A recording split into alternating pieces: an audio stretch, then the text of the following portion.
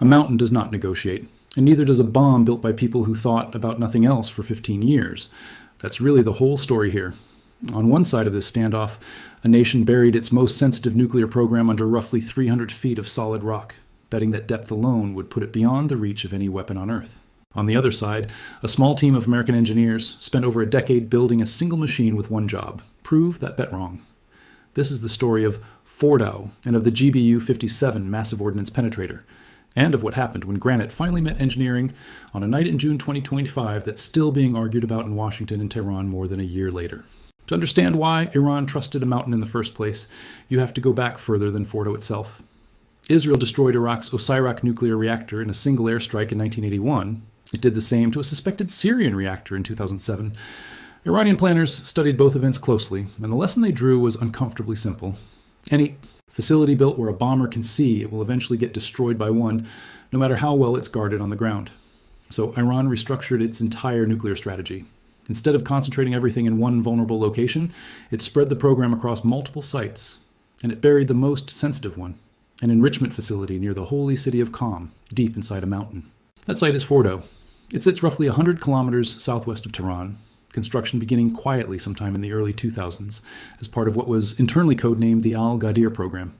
For years, the outside world had no idea what was happening under that mountain. When Western intelligence finally confirmed the facility's existence in 2009, confronting Iran with satellite evidence it could no longer deny, analysts realized Iran hadn't just built another enrichment site. It had built one specifically engineered to be unreachable. The numbers involved are genuinely staggering, and they haven't really changed in any retelling since. The IAEA confirmed the enrichment hall sits somewhere between 80 and 90 meters underground, roughly 260 to 300 feet of solid rock and reinforced concrete stacked on top of the centrifuges below, nearly the height of a 25-story building. For most of the 15 years between Fordow's discovery and its eventual strike, that depth put it beyond what any bunker buster in any Air Force's inventory could reach. Israel's most capable option at the time, the GBU-28, was rated for a few meters of reinforced concrete, a fraction of what Fordow's overburden actually required. Israeli Air Force planners reportedly ran the math well before 2025 and concluded correctly that their existing arsenal simply could not touch the enrichment halls. At its peak, Fordow was reportedly running close to 2,700 centrifuges, including advanced IR-6 machines, enriching uranium up to 60% purity, a short technical step from the roughly 90% needed for weapons-grade material. Assessments from the Institute for Science and International Security estimated that at that enrichment rate, Iran could theoretically convert its 60% stockpile into enough weapons-grade uranium for as many as 9 devices within a matter of weeks. This wasn't a symbolic bunker. It was Iran's most direct pathway to an actual nuclear weapon, sitting under a quarter-kilometer of rock, specifically because Iranian planners had calculated for over a decade that nothing could reach it there without going nuclear itself. There's something almost philosophically stubborn about how much confidence Iran placed in plain geology. Concrete can crack, steel fatigues, but solid rock has been sitting in place for tens of millions of years, and it doesn't weaken the way manufactured materials eventually do. Ancient civilizations carved fortresses into cliffs for exactly this reason, and Iran was, in effect, applying that same logic, deep time as armor, to a distinctly modern nuclear problem. For years, defense analysts openly debated in congressional briefings and think tank reports whether any non-nuclear weapon could ever crack Fordow open at all. It became something close to a legend in defense circles, the hardened target that couldn't be reached. That legend is exactly what set the American response in motion, and the story of that response actually starts earlier than most. People realize with the 2003 invasion of Iraq. During that campaign, American forces used older generation bunker busters against underground targets and discovered those weapons simply weren't powerful enough. Penetration was shallow, damage was incomplete. Military planners concluded that if the United States ever needed to strike a genuinely deep, purpose-built underground target, the existing arsenal wouldn't be enough, and Iran's mountain outside Qom, already visible in early satellite imagery, even before its public disclosure, was very much the kind of target they had in mind. Out of that realization came the GBU-57, the Massive Ordnance Penetrator. It wasn't developed as a general-purpose weapon that happened to get used against Iran later. Defense reporting has since made clear that Fordow itself, or a facility very much like it, was the primary driver of the bomb's entire 15-year development and refinement cycle. Engineers weren't designing a weapon and looking for a target afterward. They were designing a weapon around one very specific mountain, years before that mountain ever made international headlines. Like and subscribe. Because what those engineers actually built to solve that problem is a piece of hardware so extreme in its specifications that it's worth slowing down and going through exactly how it works, and exactly why it took over a decade to get right. Start with the raw numbers, because they genuinely don't feel real until you sit with them. The GBU-57 weighs roughly 30,000 pounds, about the weight of a city bus. Yet all of that mass is packed into a narrow cylinder just over 20 feet long and about 2.5 feet in diameter.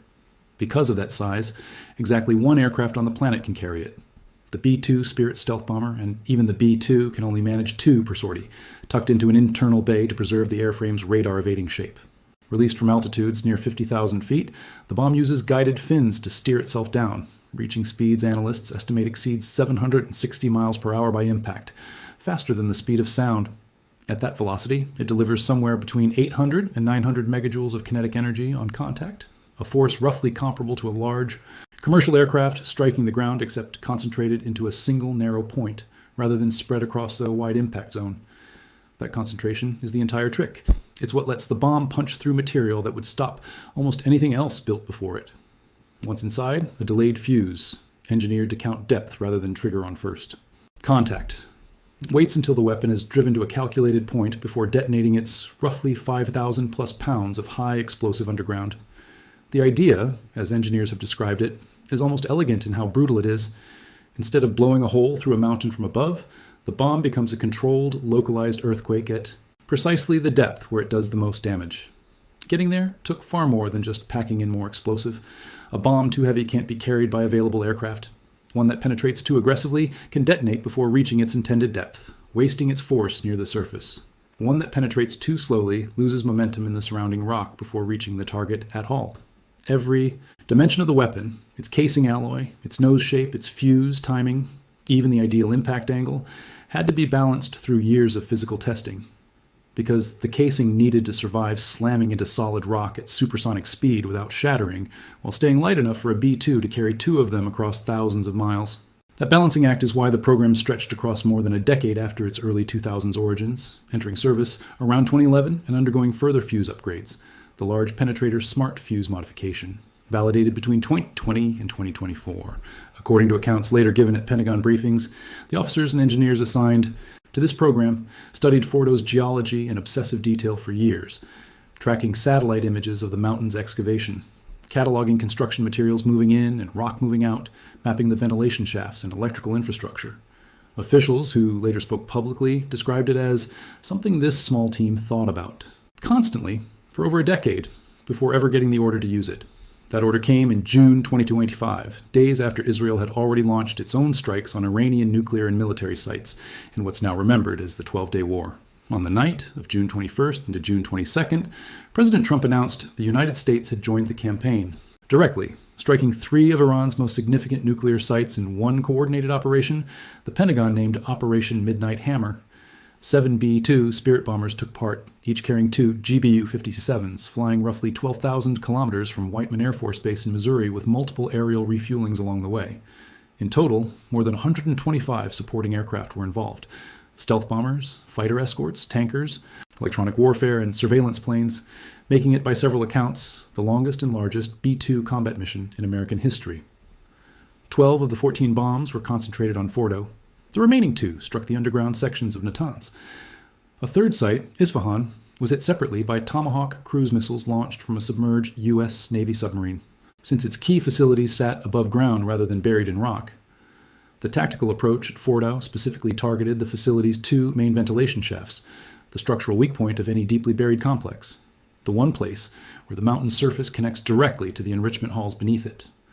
Reporting on the strike sequence describes bombs dropped in close succession along nearly identical impact points. The first weapon fracturing and loosening the rock along its path, subsequent weapons following that same channel and, as a result, driving deeper than they could have through solid, undisturbed stone. Chairman of the Joint Chiefs, General Dan Kane, confirmed at a Pentagon briefing days later that the weapons were traveling at over 1,000 feet per second down those shafts by the time they detonated, and that every aircraft and every weapon performed as designed. Getting 7 massive bombers halfway around the world without triggering Iranian air defenses required an extraordinary level of coordination. A suppression package of electronic warfare aircraft and decoys worked ahead of the strike package to blind Iranian radar at precisely the moment the bombers reached their release points.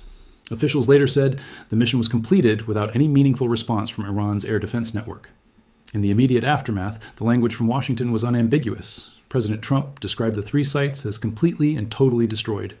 Israel's own Atomic Energy Commission and the CIA both suggested, in initial statements, that Fordow had been functionally destroyed and would require enormous effort to rebuild.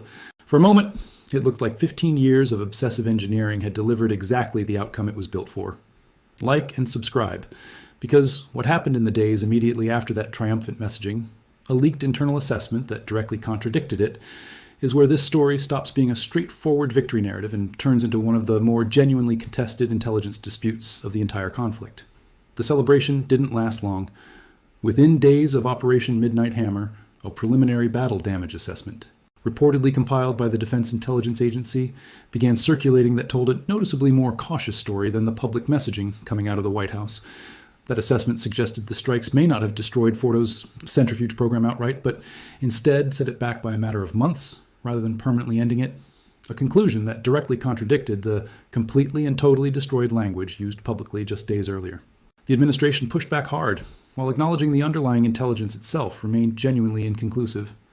It's worth being precise here about what actually happened, because the fight over that leak became almost as consequential as the strike itself.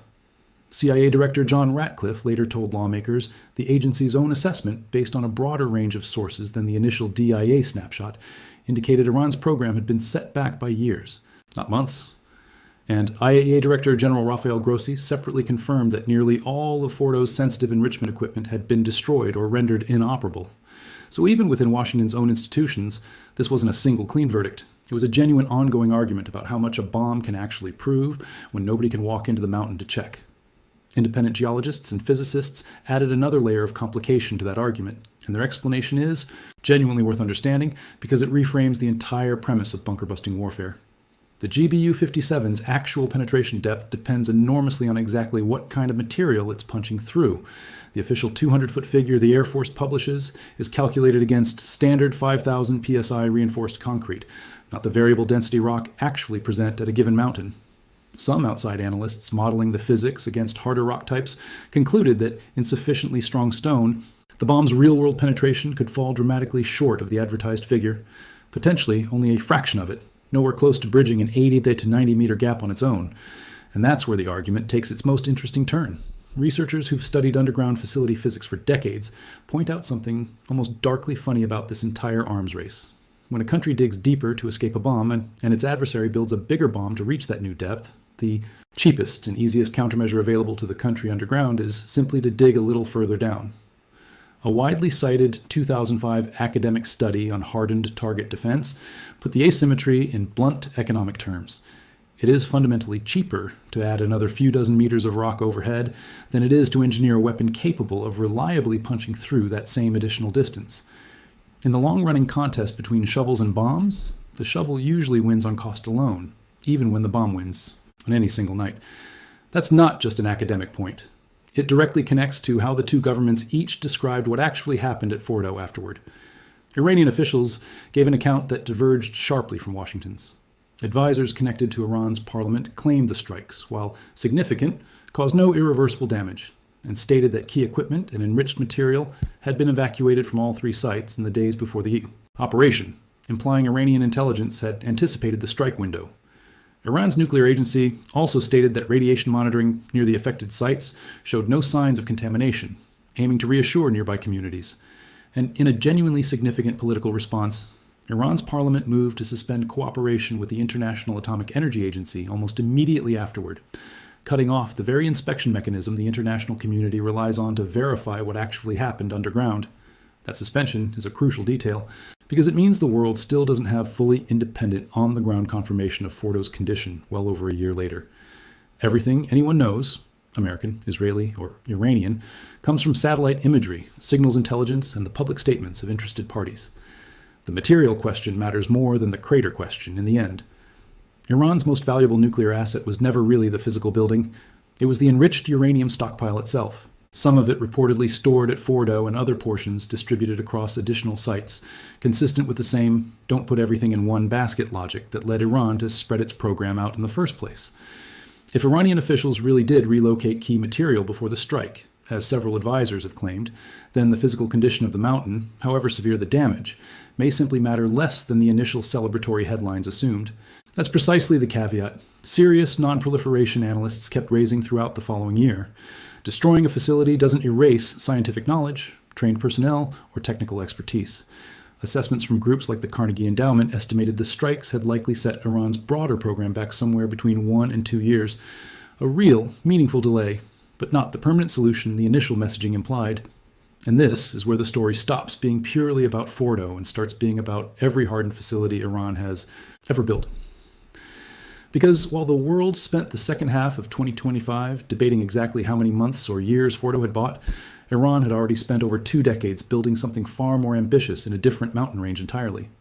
Missile storage complexes near Yazd dug more than 1,500 feet into granite instead of a few hundred feet into the limestone under Qom. And in February 2026, that theory got tested directly in a war on a scale that made the 12-day war look almost contained by comparison. Like and subscribe. Because what happened when the United States and Israel tried to apply the exact same shaft penetration playbook that worked at Fordow against those far deeper granite complexes is the part of this story where the shovel versus bomb argument stopped being academic and became the defining strategic problem of 2026. Just 8 months after Fordow, the theory that had powered 15 years of American engineering got tested against a target it was never actually built for. On February 28, 2026, the United States and Israel launched a joint military campaign the Pentagon codenamed Operation Epic Fury, and Israel called Operation Roaring Lion, a war on a scale the region hadn't seen since the 2003 invasion of Iraq. The opening hours were staggering, close to 900 individual strikes within the first 12 hours, and a decapitation campaign that killed Supreme Leader Ali Khamenei, along with senior IRGC commanders almost immediately, an outcome with no precedent in the Islamic Republic's history. Iran retaliated within hours, launching waves of drones and ballistic missiles at Israel and closing the Strait of Hormuz to American and Israeli-linked shipping, sending global oil prices climbing almost overnight. This time, the target wasn't a nuclear enrichment hall 260 feet underground. It was Iran's Granite missile cities, facilities Israeli and open-source intelligence had been mapping for years, the flagship being the Imam Hussein Strategic Missile Command carved into the Shirkuh mountain range near Yazd, reportedly home to Iran's 18th Al-Ghadir Brigade and one of the country's primary storage sites for its long-range Khorramshahr missiles. Satellite records show ground activity at that site going back to 1998, meaning Iran had been quietly excavating it for years before Fordow was even publicly discovered.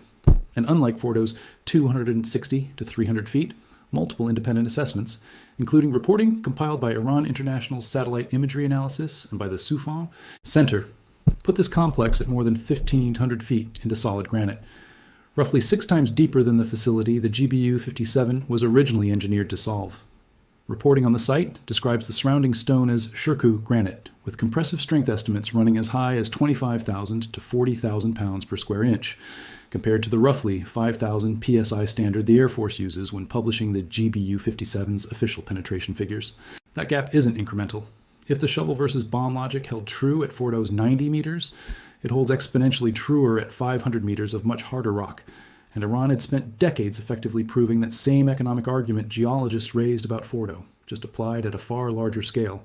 For roughly 40 days, American and Israeli aircraft pounded the mountains around Yazd, attempting the same fundamental strategy that had worked against Fordow's ventilation shafts. According to reporting from the Financial Times and Irish Times, Iranian missiles kept firing out of that mountain nearly the entire time. Tempo reduced, but never fully stopped, continuing right up to the ceasefire. CENTCOM's actual strategy, laid out in briefings at the time, wasn't to crack the mountain open. Planners understood by this point that direct penetration at that depth wasn't realistically achievable with existing munitions. It was to seal it, destroying tunnel entrances, cratering access roads, taking apart the surface infrastructure that let missiles move from storage to launch position. Bury the weapons under their own mountain, and it stops mattering whether the mountain itself can be cracked. On the surface, that strategy looked like it was working. Defense Secretary Pete Hegseth told reporters at an early April press conference that Iran's missile force had been decimated and its launchers effectively unreplaceable. CENTCOM Commander Admiral Brad Cooper said publicly that Iran's navy wasn't sailing and its air defenses had largely been dismantled. On April 7th and 8th, the United States and Iran, with Israel folded into the arrangement, agreed to a 2-week ceasefire brokered partly through Pakistani mediation under which Iran agreed to reopen the Strait of Hormuz, read only the press coverage from that single week, and it reads like total victory. Then, in mid-May, the New York Times published a story built on leaked classified intelligence that the White House disputed immediately and forcefully, and the echoes of the Fordow damage assessment fight from the year before were almost impossible to miss. According to those assessments, Iran had already regained operational access to roughly 90% of its underground missile storage and launch facilities nationwide within weeks of the ceasefire. 30 of its 33 missile sites along the Strait of Hormuz were back to at least partial operational status.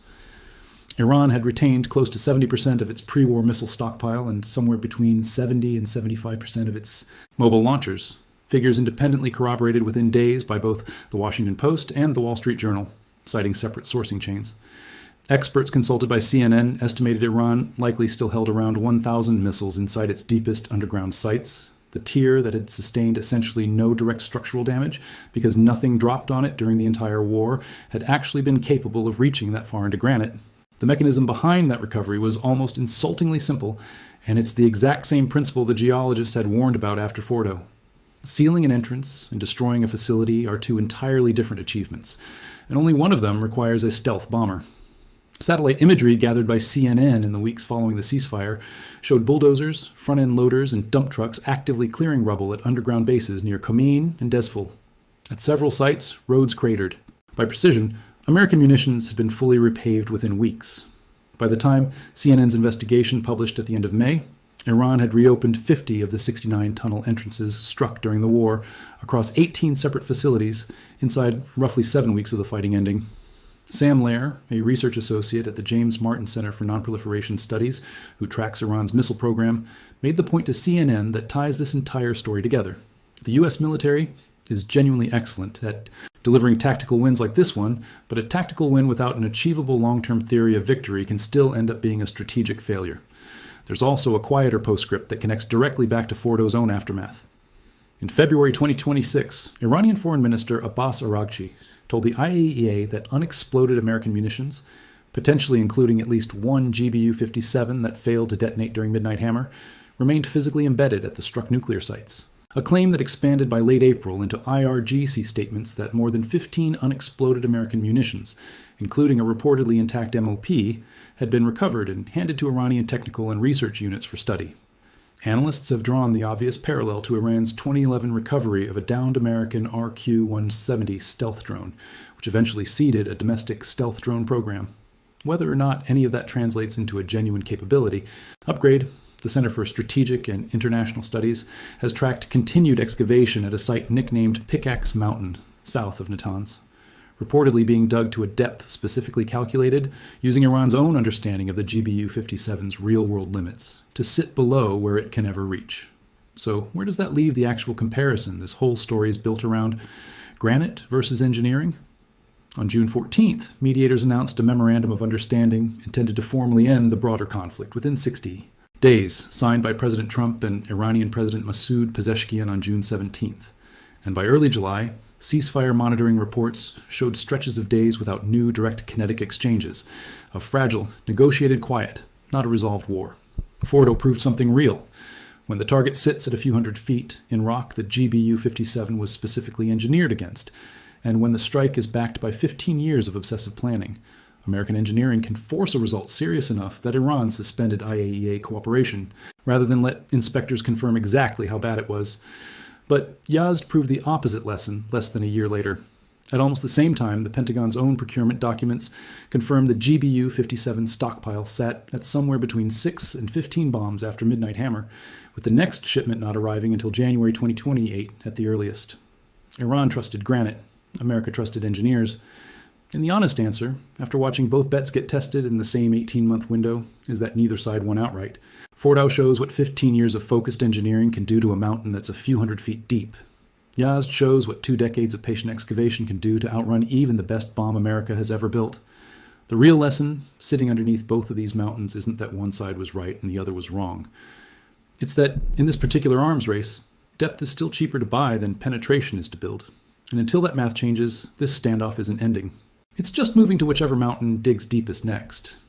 If this kind of deep, sourced breakdown of the engineering behind these conflicts is what you come here for, Hit like and subscribe, and tell me in the comments, do you think Fordow actually bought the world real time? Or did it just teach Iran exactly how deep enough really is?